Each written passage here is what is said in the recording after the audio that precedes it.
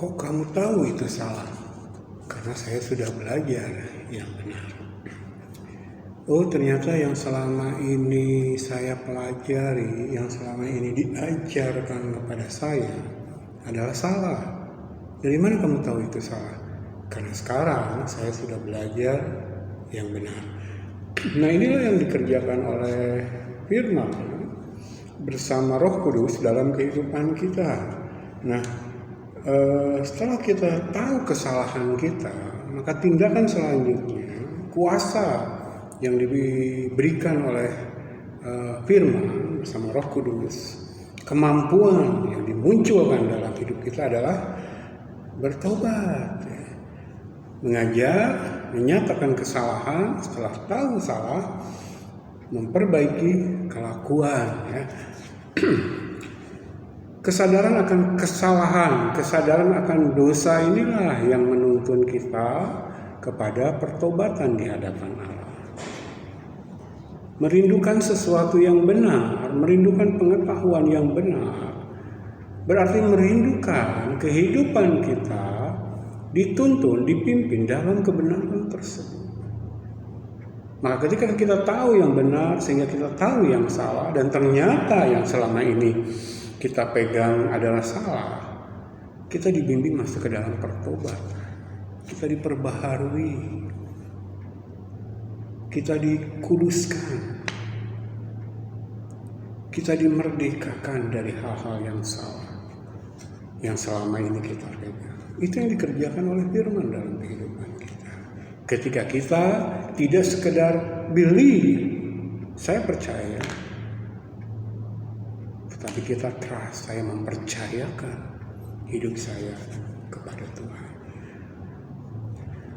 Segala tulisan yang diilhamkan Allah memang bermanfaat untuk mengajar, untuk menyatakan kesalahan, untuk memperbaiki kelakuan, dan untuk dididik dalam kebenaran. Jadi siklus yang bekerja terus dalam kehidupan orang percaya adalah belajar, tambah tahu yang benar, tambah tahu yang benar, tambah tahu yang salah, tambah tahu yang salah, dibimbing masuk ke dalam pertobatan, belajar lagi, tahu yang benar, tahu yang benar, tahu yang salah, dibimbing masuk ke dalam pertobatan. Ini menjadi satu siklus yang menunjukkan bahwa dia sungguh-sungguh murid Kristus.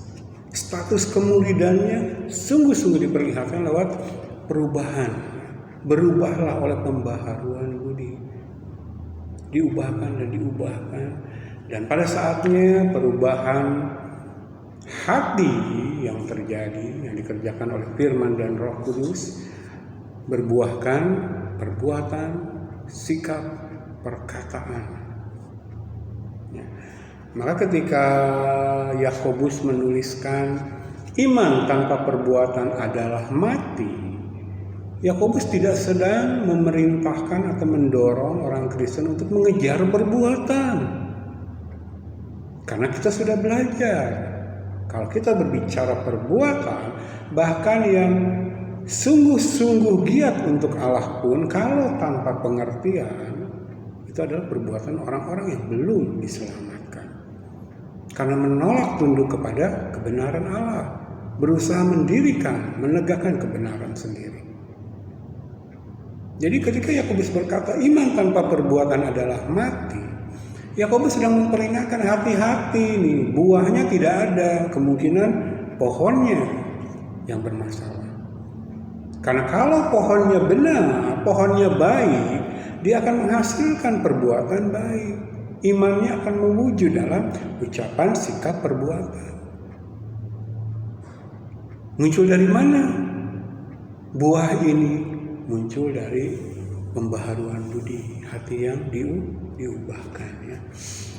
Belajar, tahu kebenaran, tahu yang salah, bertobat, memperbaiki kelakuan, dididik dalam kebenaran. Nah, peristiwa yang terjadi ini dalam kata-kata Yesus sendiri dalam doanya kepada Bapa, Yesus berdoa untuk murid-muridnya, dicatat dalam Yohanes pasal yang ke-17.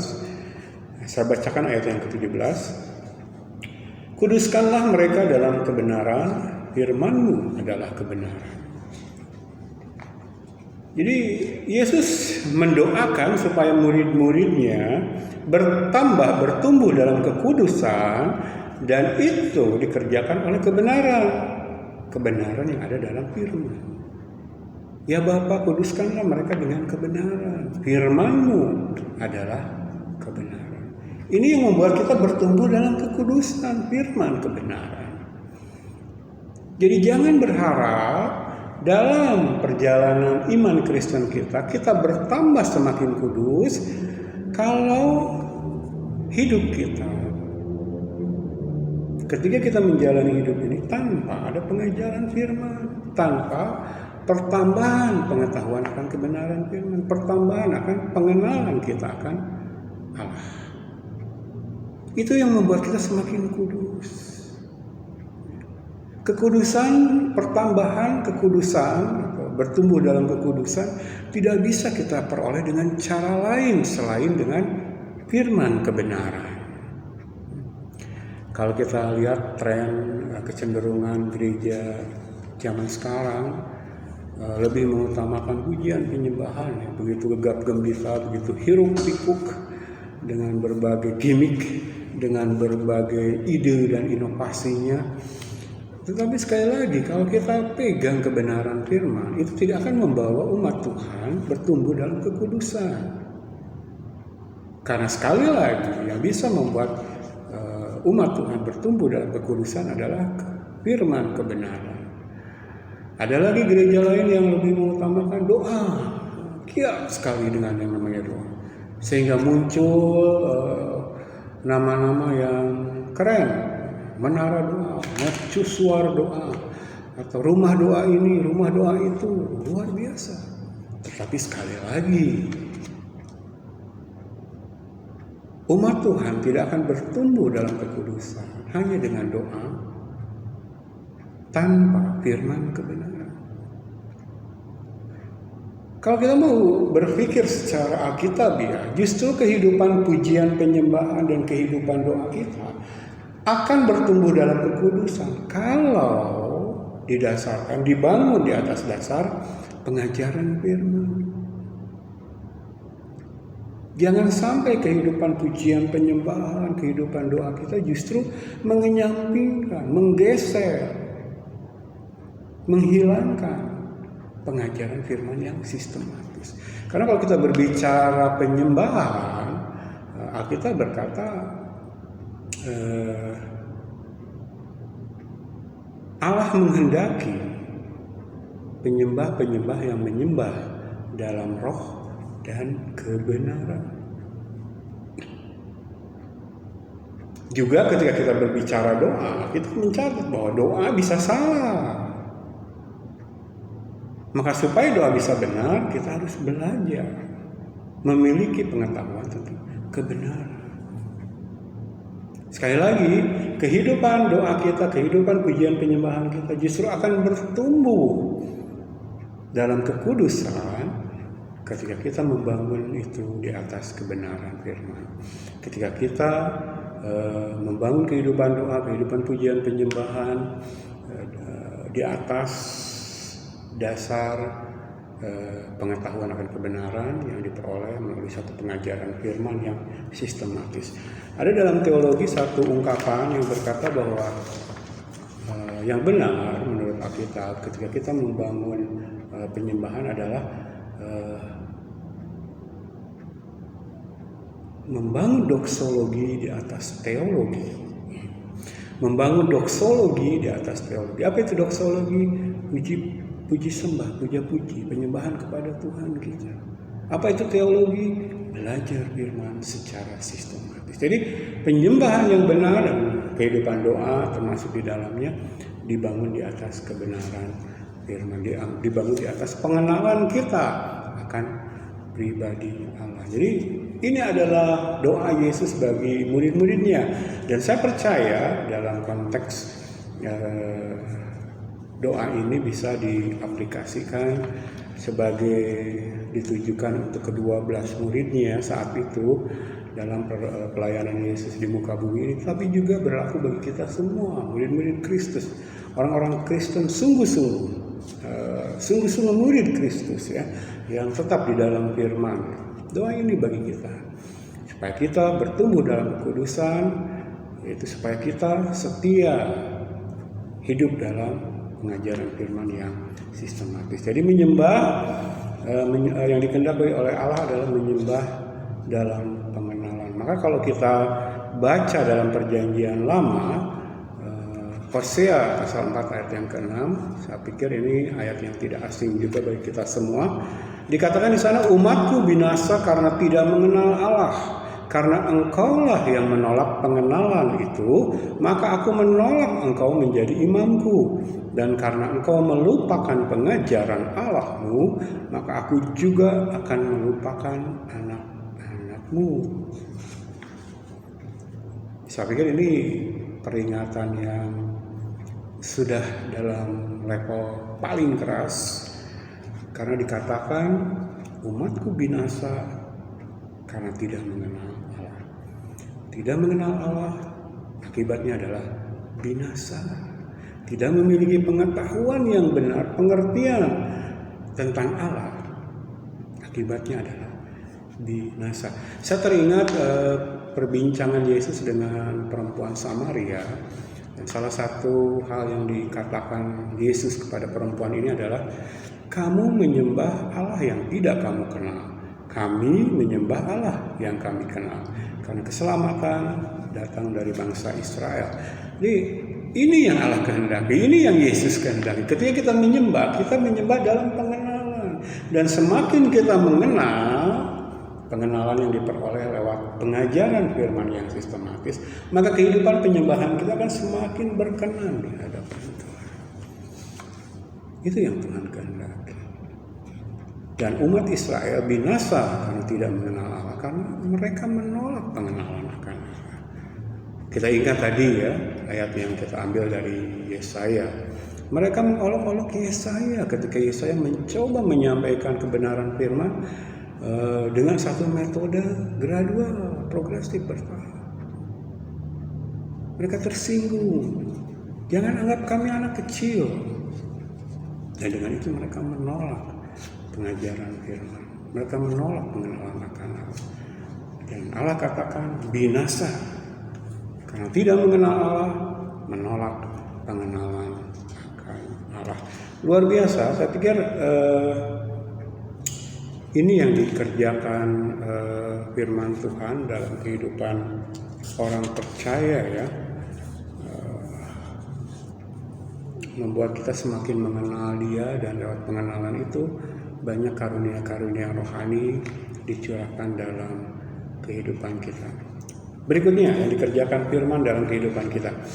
Roma 12 ayat 2, janganlah kamu menjadi serupa dengan dunia ini, tetapi berubahlah oleh pembaharuan budimu, sehingga kamu dapat membedakan manakah kehendak Allah, apa yang baik, yang berkenan kepada Allah, dan yang sempurna. Tujuan hidup kita, walaupun kita hidup di dunia, adalah semakin tidak serupa dengan dunia. Karena kita adalah anak-anak Allah. Di dalam kita ada benih ilahi, Roh Kudus, firman Tuhan. Dan apa yang dilahirkan dari Allah mengalahkan dunia. Dalam bentuk paling ekstrim, kita dituntut untuk mengalahkan dunia.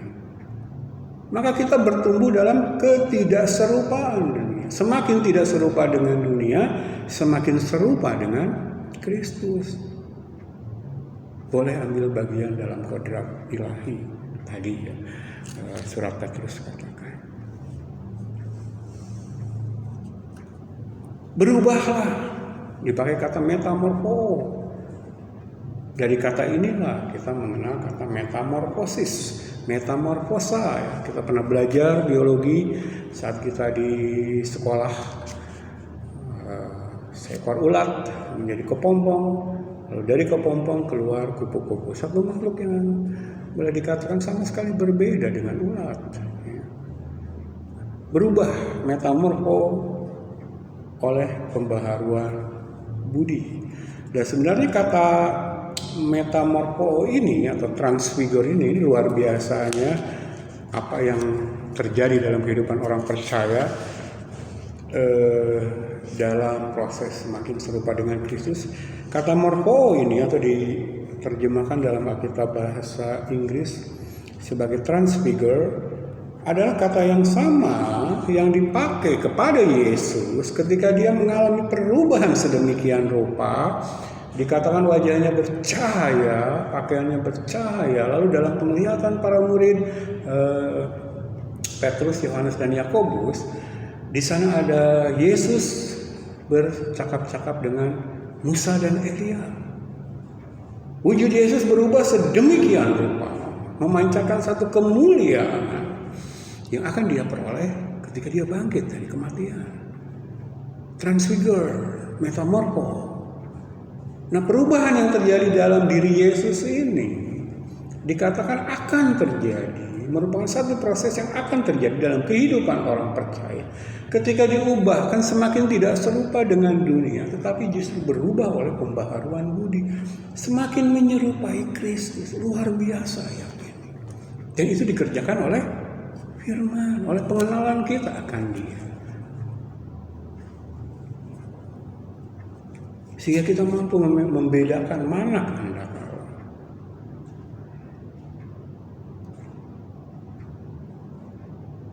Itu yang firman Tuhan atau pengetahuan tentang kebenaran kerjakan dalam kehidupan orang percaya. Kita baca Roma 10 ayat yang pertama sampai ayat yang ketiga. Saudara-saudara, keinginan hatiku dan doaku kepada Tuhan ialah supaya mereka diselamatkan. Ayat yang kedua, sebab aku dapat memberi kesaksian tentang mereka bahwa mereka sungguh-sungguh giat untuk Allah, tetapi tanpa pengertian yang benar. Ayat 3, sebab oleh karena mereka tidak mengenal kebenaran Allah dan oleh karena mereka berusaha untuk mendirikan kebenaran mereka sendiri, maka mereka tidak takluk kepada kebenaran Allah. Saudara-saudara, keinginan hatiku dan doaku kepada Tuhan ialah supaya mereka diselamatkan. Paulus sedang berbicara tentang orang-orang yang belum diselamatkan, tentang orang-orang yang tidak percaya. Dia berkeinginan dan dia berdoa supaya mereka diselamatkan. Ayat yang kedua, sebab aku dapat memberi kesaksian tentang mereka bahwa mereka sungguh-sungguh giat untuk Allah, tetapi tanpa pengertian yang benar. Kata pengertian di sini dipakai kata epignosis, epiginosko, kata yang sama. Jadi pengetahuan, pengenalan, pengertian memakai kata yang sama yang berasal dari kata ginosko. Ketika Yesus berkata, kamu akan mengetahui kebenaran dan kebenaran itu akan memerdekakan kamu. Jadi ada orang-orang yang begitu sibuk, begitu aktif, begitu betah di gereja melakukan hal A sampai hal Z dalam tanda kutip pelayanan pekerjaan Tuhan. Tetapi Paulus katakan mereka, keinginan Paulus, doa Paulus buat mereka adalah supaya mereka diselamatkan. Mereka belum diselamatkan, mereka belum mendapatkan keselamatan itu karena mereka giat tanpa pengertian. Dan ayat yang ketiga yang menarik membongkar motivasi sebenarnya dalam hati mereka. Sebab oleh karena mereka tidak mengenal kebenaran Allah dan oleh karena mereka berusaha untuk mendirikan kebenaran mereka sendiri, maka mereka tidak takluk kepada kebenaran Allah. Ini motivasi yang sebenarnya yang ada dalam diri mereka. Benar mereka aktif, benar mereka dermawan, berbuat banyak hal untuk pekerjaan Tuhan. Tetapi sekali lagi, mereka tidak mau memberi hidup mereka diubahkan oleh pengetahuan akan kebenaran Tuhan. Kita ingat 3 proses tadi ya. Mengajar, menyatakan kesalahan, memperbaiki kelakuan, mendidik dalam kebenaran. Mereka tidak mau masuk dalam proses ini. Mereka alihkan, mereka coba mengalihkan perhatian kepada kesibukan mereka. Begitu giat, sungguh-sungguh giat bagi Allah dalam berbagai hal. Tapi motivasi mereka sebenarnya adalah mereka tidak mau takluk kepada kebenaran Allah dan ingin mendirikan kebenarannya sendiri. Tidak ada yang tersembunyi di hadapan Allah. Kita tidak bisa menutupi ketidakrelaan diri kita untuk diproses, keangkuhan kita untuk menolak Allah mengubahkan hati kita. Kita tidak bisa menutupi itu dengan aktivitas pelayanan kita, atau sebegitu dermawannya kita memberi untuk pekerjaan Tuhan. Yang Allah inginkan adalah dirimu. Mau nggak kau rela memberi dirimu diubahkan, dididik dalam kebenaran? Enggak. Saya tidak mau tunduk kepada kebenaranmu. Saya ingin mendirikan kebenaran saya sendiri. Tuhan cukup senang saja dengan saya aktif dalam pelayanan, dengan saya memberi banyak buat pekerjaan Tuhan. Jangan ikuti, jangan campuri hidup saya. Tidak bisa demikian. Dia adalah Allah. Dan Dia merindukan hal yang terbaik bagi kita semua.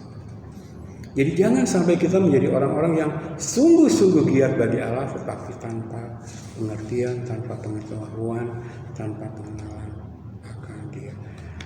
Saya teringat akan salah seorang jemaat saya, seorang ibu yang dulunya berasal dari luar Kristen, memiliki iman bukan iman Kristen, lalu dia masuk ke dalam iman Kristen. Dan ibu ini berkata kepada saya, Pak Pendeta, Pak Dhani, sebagai seorang Kristen, saya ingin mengetahui alasan mengapa saya harus melakukan ini dan itu. Dalam iman kekristenan saya, ketika saya melakukan sesuatu, saya ingin tahu alasannya apa saya lakukan itu. Ketika dikatakan saya harus berdoa, mengapa saya harus berdoa? Ketika dikatakan saya harus belajar firman, mengapa saya harus belajar firman? Ketika dalam penyembahan saya disuruh angkat tangan oleh pemimpin pujian, ada nggak dasar yang bisa dijadikan alasan untuk saya mengangkat tangan? Kalau saya tidak mengangkat tangan, bagaimana? Jadi ibu ini begitu haus akan kebenaran firman, sehingga dia berkata seperti itu. Dan saya pikir seharusnya setiap orang percaya, setiap orang Kristen memiliki isi hati atau sikap hati seperti ini. Saya mau tahu iman Kristen itu seperti apa. Ketika saya melakukan segala sesuatu dalam konteks praktek kehidupan iman Kristen, saya ingin tahu dasar kebenaran. Jadi ibu ini banyak bertanya tentang banyak hal. Dan puji Tuhan, lewat pertanyaan-pertanyaan ibu ini, kami di tempat pelayanan, pos pelayanan saya, setiap pertanyaan ibu ini kami jadikan kelas PA, pendalaman Alkitab. Ada yang menjadi 5 sesi, ada yang menjadi 7 sesi, ada yang menjadi 13 sesi, tergantung apa pertanyaan. Ketika ibu ini bertanya, Pak Dhani, Pak Pendeta, apa sih yang terjadi dengan orang-orang yang meninggal dunia? Maka kita jadikan itu kelas yang membahas khusus tentang kematian. Apa yang terjadi ketika seseorang mati? Kita bahas sedalam mungkin yang diwahyukan dalam Alkitab. Ketika dia bertanya tentang bayi, kalau bayi masih kecil meninggal dunia, bagaimana nasibnya? Kita jadikan itu kelas PA. Dan saya rindu kehidupan gereja, kehidupan kekristenan kita bertumbuh dalam hal demikian. Sehingga lingkaran yang membangun jemaat ini akan berputar terus. Ketika mendapatkan kebenaran baru, muncul pertanyaan baru, dan kita gali lagi Alkitab, dapatkan kebenaran lagi, muncul lagi pertanyaan baru, dan ini akan menjadi kehidupan gereja yang sungguh-sungguh dinamis. Puji Tuhan, luar biasa. Jadi ini yang menjadi kerinduan saya, kerinduan kami keluarga saya dalam pelayanan pengajaran firman ya. Dan yang ingin kita lahirkan adalah jemaat-jemaat yang memiliki hati yang rindu untuk menopang pelayanan pekabaran Injil dan pengajaran firman seperti Andrew Fuller, seperti salah seorang murid saya ini. Kami akan setia memegang tali karena kami tidak bisa pergi. Maka yang kami bisa lakukan adalah memegang tali, menopang pelayan-pelayan pekerjaan Tuhan di garis depan. Nah, Terkait dengan didasko atau pengajaran firman yang sistematis, untuk tujuan itulah sebenarnya Roh Kudus diutus ke dalam dunia, diutus bagi gerejanya di akhir zaman. Nah, saya sudah katakan bahwa ketika Yesus memperkenalkan identitas dari Roh Kudus, Yesus menyebutnya sebagai Roh kebenaran. Ada di Yohanes 14 ayat 17, Yohanes 15 ayat 26, dan Yohanes 16 ayat 13. Jadi Roh Kudus atau Roh kebenaran diutus, diberikan tinggal di dalam kita, diberikan sebagai karunia buat gerejanya untuk mengajar, mengingatkan, dan memimpin ke dalam seluruh kebenaran firman. Jadi Roh kebenaran, Roh Kudus adalah Roh kebenaran. Roh Kudus tidak dikatakan sebagai Roh mujizat, walaupun sebagai pribadi Allah, salah satu pribadi Allah dari Trinitas Allah kita, Roh Kudus mampu membuat mujizat. Tetapi Roh Kudus bukan Roh mujizat, dan Roh Kudus bukan Roh asisten gereja, bukan Roh pesuruh gereja.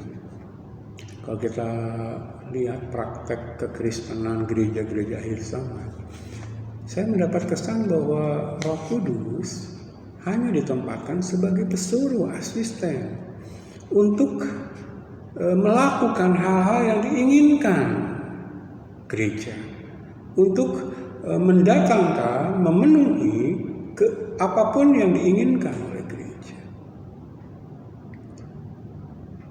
Kesembuhan, kemakmuran, kepopuleran, kemasyhuran, kepuasan diri. Dan Roh Kudus disebut dalam doa-doa mereka ini, tetapi diperlakukan sebagai pesuruh untuk memenuhi keinginan duniawi. Jangan salah, Roh Kudus adalah Allah. Roh Kudus sebagai Roh kebenaran diutus bagi gerejanya justru untuk empowering, memberdayakan gereja sehingga mampu hidup dalam kehendak Allah, walaupun harus sangkal diri pikul salib. Ini yang dikerjakan Roh Kudus dalam kehidupan orang percaya. Roh kebenaran membawa gereja Tuhan ke dalam kebenaran. Ini kaitan Roh Kudus dengan pengajaran firman yang sistematis. Nah, kalau kita baca Yohanes 14 ayat 26, kata-kata Yesus tentang Roh Kudus, tetapi penghibur yaitu Roh Kudus yang akan diutus oleh Bapa dalam namaku, dialah yang akan mengajarkan segala sesuatu kepadamu dan akan mengingatkan kamu akan semua yang telah kukatakan kepadamu. Mengajarkan, di sana dipakai lagi kata didasko. Ingat, amanat agung Kristus, ajarlah mereka, didasko. Ketika Yesus memperkenalkan Roh Kudus, Roh kebenaran, apa yang akan dilakukannya bagi gereja Tuhan, dialah yang akan mengajarkan, didasko, pengajaran firman yang berkelanjutan dalam jangka waktu lama dan dilaksanakan secara sistematis. Tidak mengherankan, bukan apa yang menjadi perintah Yesus, program atau proyeknya Yesus digenapi oleh kehadiran Roh Kudus dalam gereja Tuhan. Didasko, melaksanakan pengajaran firman yang sistematis.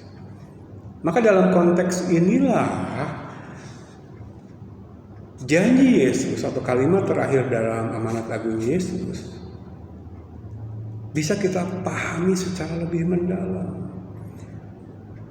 Dan ketahuilah aku menyertai kamu senantiasa sampai kepada akhir zaman. Dan kita tahu ini, janji ini digenapkan, penyertaan senantiasa. Ingat, senantiasa di sini berbicara 24 jam penuh dalam sehari. Full coverage. Ini digenapkan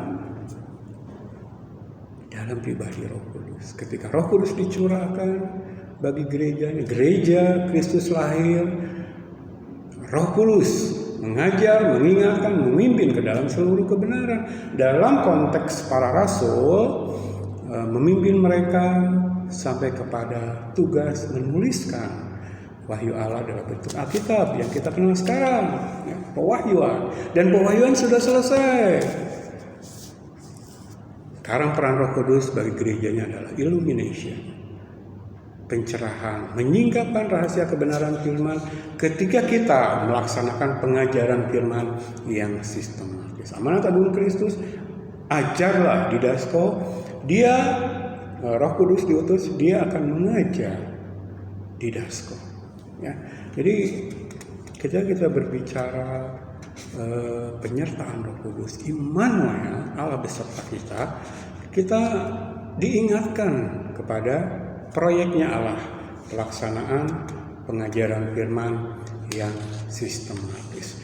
Ini salah satu yang menjadi kerinduan Andrew Fuller ketika dia menjadi pemegang tali menopang pelayan Tuhan di garis depan yang melaksanakan pekabaran Injil dan pelaksanaan pengajaran firman yang sistematis.